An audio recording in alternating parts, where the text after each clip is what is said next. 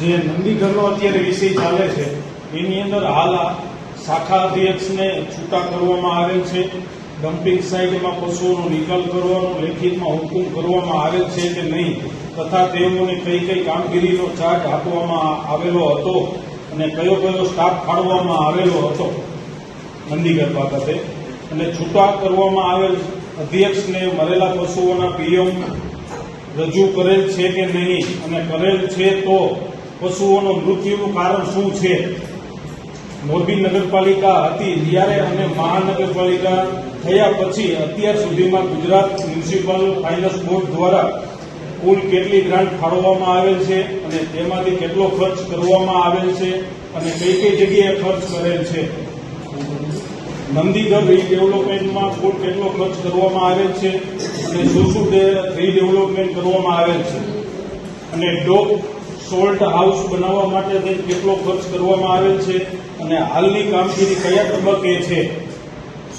Building વિભાગના કયા ઠરાવમાં વિભાગ દ્વારા ઠરાવ કરવામાં આવેલ છે. ડોગ સ્લોટ, નંદીઘર redevelopment, animal hostel, sub jail હાલ કયા તબક્કામાં છે. નંદીઘરમાં પૂરતા પ્રમાણમાં અવેડા પાણીની વ્યવસ્થા માટેની વ્યવસ્થા શું છે. ઘાસચારા નાખવા માટે થઈને તથા ગમાડ તથા શેડની વ્યવસ્થા નથી, તેમજ ત્યાં પાણી બોર કે પાણીની લાઈન નાખવામાં આવેલ નથી, ટેન્કર દ્વારા પાણી આપવામાં આવે છે. નંદીઘરની બાજુમાં જ ગેરેજ બનાવ્યું છે, તો ગેરેજમાં આટલો બધો ખર્ચો કર્યો છે. ગેરેજને શું જરૂર હતી? શેડ બનાવવાનો, પાકો ધાબો બનાવવાનો જરૂરિયાત છે આ નંદીની. અબોલ જીવ છે, અબોલ જીવની પહેલા વ્યવસ્થા કરવાની હોય.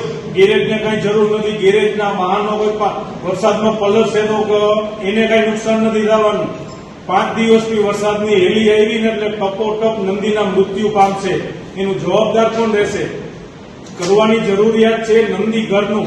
એક શેડ છે, 3 અવેડા છે, પૂરતું પાણી નથી મળતું, પૂરતો ઘાસચારો નથી મળતો, એની વ્યવસ્થા કરવાની જરૂર છે. અને અત્યારે જે એજન્સીને કેન્સલ કરેલી છે તો એની જગ્યાએ નવી એજન્સી મૂકેલ છે, તો એનો સ્ટાફ કેટલો છે અને શું વ્યવસ્થા છે. અત્યારે આજની તારીખમાં પણ ઘાસચારો પૂરતો નંદીને મળતો નથી. 800 થી 900 નંદી ભૂખે મરે છે. એની વ્યવસ્થા કોર્પોરેશન કરે એવું મારું સૂચન છે. બધા જેટલા અહીંયા બેઠા બધા ગૌ પ્રેમી છે, બધાની ફરજ છે, મારી એકની ફરજ નથી. આ ગાય માતા છે, નંદી છે, એનું પેલા થવું જોઈએ. ગેરેજની જરૂર નથી. ગેરેજ પાછળ આટલો ખર્ચ કરેલ છે. નંદીઘરમાં હાલ એજન્સીને છૂટા કરવામાં આવેલ છે, જ્યાં અંદાજે 800 થી 900 પશુઓ છે. તેના પોષણ માટે ઘાસચારાની વ્યવસ્થા શું કરેલ છે. તેઓએ ભૂખ્યા રાખીને મારી નાખવામાં તત્કાલિક ઘાસચારા ખરીદી માટે સમિતિ બનાવી અને એબજો સ્ટ્રેટ પેમેન્ટથી ખરીદી કરી ઘાસચારાની વ્યવસ્થા કરવી જોઈએ. એનસીડીસી વિભાગમાં પશુઓ પકડવા માટે થઈ ટ્રોલી જે બનાવેલી હતી, આપણા પ્રથમ મ્યુનિસિપલ કમિશનર ખરે સાહેબ હતા ત્યારે ટ્રોલી બનાવવામાં આવેલી હતી ઢોર પકડવા માટે થઈ. બહુ ખરાબ ગુણવત્તાની ટ્રોલી બનાવેલી હતી અને ત્યારના આપણા કમિશનર ખરે સાહેબે એ ટ્રોલી કેન્સલ કરેલી. એ ટ્રોલી કેન્સલ કરેલી, નામંજૂર કરી હતી, તો પણ અત્યારે ઈ ટ્રોલી લાતી પ્લોટ 7 નંબરમાં ઈ ટ્રોલી રિપેર થાય છે. એનું કારણ શું છે? આપણા કમિશનરે કેન્સલ કરેલી છે તો પણ એની ટ્રોલી વાપરવાનું કારણ શું છે? એનિમલ હોસ્ટેલ બનાવવાની તે સ્પષ્ટતા કહેવામાં આવે છે કે તેના માટે સરકાર દ્વારા ગ્રાન્ટ ફાળવવામાં આવેલ છે. ગુજરાત મ્યુનિસિપલ ફાઇનાન્સ બોર્ડ દ્વારા બધી જેટલી કોર્પોરેશનો થઈ છે 17 કોર્પોરેશનને ગ્રાન્ટ આપેલી છે. મોરબી કોર્પોરેશનને 5 કરોડની ગ્રાન્ટ આપી છે. એની અંદરથી પ્રથમ તબક્કો 1,25,00,000 સવા કરોડ રૂપિયા આપેલ છે. તો એ 1.25 કરોડ રૂપિયા એનિમલ માટે થઈ, પશુ માટે થઈ ક્યાં ખર્ચો કરેલ છે અને શું કરેલ છે. અને મારે આપ શ્રીને મેયરને અને કમિશનર સાહેબને અને ડીવાયએમસીને કહેવા માંગુ છું કે નંદીઘર માટે થઈ તાત્કાલિક ઘાસચારાની વ્યવસ્થા કરો. પાણીની વ્યવસ્થા નથી, ત્યાં 3 અવેડા છે પાણીના, એની સફાઈ નથી થતી, ત્યાં સ્ટાફ પૂરતો નથી, સ્ટાફ પૂરતો મૂકો. અત્યારે ઘાસ માટે થઈને નંદીઓ તડપે છે.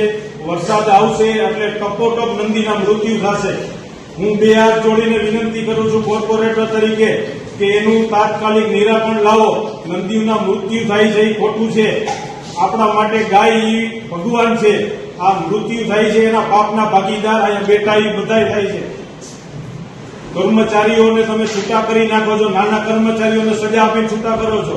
મોટા માથાઓના નામ પણ બહાર કાઢો. કોણ કોણ આવો ભ્રષ્ટાચારમાં લુપિત હતો બધાના નામ કાઢો ને. એજન્સી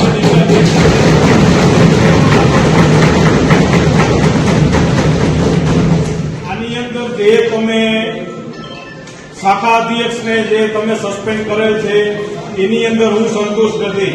આની અંદર જેટલા પણ સામેલ હોય ભ્રષ્ટાચારમાં કે નંદીના મૃત્યુમાં એ બધા ઉપર કડક પગલાં લ્યો. કોઈ પણ હોય, અધિકારી હોય, પદ અધિકારી હોય, કોઈ પણ હોય, બધા ઉપર પગલાં લ્યો. હું એવી અપેક્ષા મોરબી મહાનગરપાલિકા પાસે રાખું છું. નિયમો મંજૂર આજે કરીએ છીએ એટલે આવતી સામાન્ય સભા પહેલા આપ આપની જે કંઈ લેખિત રજૂઆત હોય, પ્રશ્નો હોય એ 3 દિવસ પહેલા રજૂ કરી શકશો તો જે તે સામાન્ય સભામાં જવાબ આપી શકાશે. સાહેબ એ તો હું રજૂ કરી દઈશ, પણ કેટલો ઘાસચારો આવે છે, કેટલો આપણે આપી છીએ તમે જઈને જોવો. ગ્રાઉન્ડ ઉપર જાઓ તમે. હું 25 વર્ષથી આ મારું પરિવાર ગૌશાળા ચલાવે છે. મારે ખુદને પણ ગાય છે એટલે હું સમજુ છું કે એની પીડા શું છે. અબોલ જીવ છે. આપને કઈ તકલીફ હશે તો આપણે બોલીને કહી શકશું મને આ તકલીફ છે તો આપણે એનું નિરાકરણ લાવશું. ઈ કાંઈ અબોલ જીવ બોલી નહીં શકે. આપણી ફરજ છે કોર્પોરેટર તરીકે, પદ અધિકારી તરીકે, સરકારી કર્મચારીઓ તરીકે બધાની ફરજ છે કે અત્યારે પેલા ઘાસચારાનું કરો. ત્યાં રહેવા માટે શેડ એક જ છે. એક શેડની અંદર 900 નંદી રહી ન શકે. એક 5 દિવસ વરસાદ આવ્યો ને સાહેબ કન્ટિન્યુ એટલે ટપોટપ નંદીના મૃત્યુ થશે. એના માટે જે કાંઈ કરવું પડે એ કરો. તમારે લેખિતમાં જોતું હોય તો હું આપવા તૈયાર છું તમને. એ બોર્ડમાં લેવા માટેનો ટાઈમ નથી સાહેબ આપણી પાસે. અત્યારે હું ગૌ પ્રેમી છું, હું નથી પણ બધા બેઠેલા જે અહીંયા છે કોર્પોરેટરો બધાની એ લાગણી છે કે અત્યારે તમે નંદી માટે તાત્કાલિક પૂરતો સ્ટાફ આપો, ચોખ્ખું પાણી આપો. અત્યારે જ્યાં નંદીને રહેવા માટે નીચે કાળી માટી નાખેલી છે. કાળી માટી ન આવે, નંદી નો બેસી શકે, નો ચાલી શકે. અહીંયાથી છૂટા કરેલા છે એ કરાર આધારિત કર્મચારી હતા. ત્યાં ઘાસચારા માટે અત્યારે આપણે ડોનેશન મળી રહ્યું છે. સાથે સાથે આપણે જેટલા લોકોનું ઘાસચારો વેચવા માટે રજીસ્ટ્રેશન કરેલું છે એ લોકો સાથે સંપર્કમાં છે. એ લોકો પણ આપવા માટે તૈયાર છે. 1-2 દિવસમાં એ પણ ગોઠવાઈ જશે. અત્યારે આપણી જે ટીમ છે એના 8 માણસોને આપણે નીકળેલા છે. સાથે સાથે પરિષદના માણસો પણ ત્યાં હોય છે. સોમવારે મેડમ આવે એટલે આપણે નવી એજન્સીનું ટેન્ડર કરવા માટેની પણ કાર્યવાહી કરવાના છે. કોઈ સારી સેવાભાવી સંસ્થા હોય ત્યાં સુધી મેયર સાહેબ, ડેપ્યુટી મેયર સાહેબ, કારોબારી સમિતિના ચેરમેન અને સદસ્યશ્રીઓ બધા સાથે રહી અને આપણે કરી રહ્યા છીએ. આપની પણ કોઈ જગ્યાએ કોઈ સૂચન હશે તો એ પણ આપણે એને સામેલ કરીને આપણે રીતે અમલીકરણ કરીશું જેથી કરીને નંદીગઢનું સંચાલન સારી રીતે થઈ શકે. એજન્સીની ફરિયાદો મળેલી હતી એના કારણે જ આપણે રદ કરવાનો અથવા સ્થગિત કરવાનો નિર્ણય લીધેલો હતો. તો આપણે નવી એજન્સી, કોઈ સારી એજન્સી આવે એના માટે સોમવારે ટેન્ડર કરવાના છીએ અને આપણે પૂરેપૂરું ધ્યાન રાખીશું કે કોઈ પણ નંદીને બીજું કે આખું નંદીગઢનું ડેવલપમેન્ટ માટેનું જે છે એ પણ કામગીરી અત્યારે પૂર્ણતા આવે છે. પહેલા આપણે ટેમ્પરરી ચાલુ કરેલું હતું. જ્યારે કોર્પોરેશન બન્યું ત્યારે શહેરી વિસ્તારમાં લગભગ 5000 જેટલા પશુ પકડતા હતા અને કોઈ પણ શહેરની અંદર આટલા બધા પશુઓ જ્યારે પ્લે કેટર તરીકે હોય તો આપણા જ નગરજનોને હાનિ થવાની શક્યતા રહે અથવા સિટીની એક ઇમેજ પણ ખરાબ છે. કોર્પોરેશન બન્યા પછી 2025માં આપણે 2000 કરતા વધારે ગાયો પકડી અને આજુબાજુની ગૌશાળાઓ, પાંજરાઓ બધી જગ્યાએ મૂકેલા હતા. એક નદીનો પ્રશ્ન હતો કે કોઈ પાંજરાઓ અથવા ગૌશાળા લેતી નહોતી એટલે આપણે તાત્કાલિક ધોરણે એ નંદીગઢ ચાલુ કરેલું હતું. અત્યારે એનું ડેવલપમેન્ટ કામ ચાલી રહ્યું છે. કદાચ 10-15 દિવસમાં પૂરું થઈ જશે.